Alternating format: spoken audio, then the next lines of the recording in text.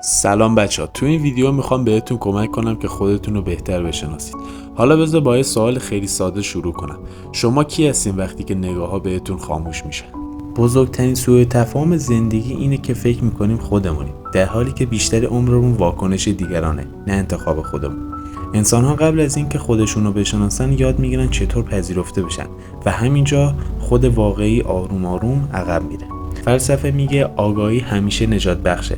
یعنی حقیقت ها نه برای آزادی بلکه برای تحمل ساخته شدنه.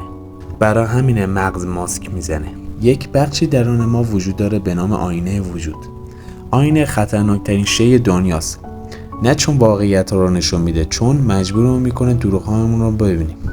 خیلی از آینه نمیترسن، از سوالی میترسن که بعدش میاد. حالا یک بخش دیگه هم هست به نام زمان. زمان ما رو تغییر نمیده، فقط نقش هایی که دیگه طاقتشو نداریم میریزه. اون چیزی که باقی میمونه یا حقیقت ماست یا پوچی که جاش رو گرفته. حالا یک سوال دیگه، آزادی یا تنهایی؟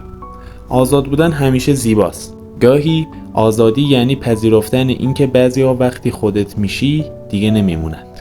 روانشناسی میگه سرکوب خود دیر یا زود به فروپاشی ختم میشه و همینطور فلسفه میگه فروپاشی آغاز دیدنه. میخوام یه چیزی بهت بگم که مغزتو درگیر میکنه.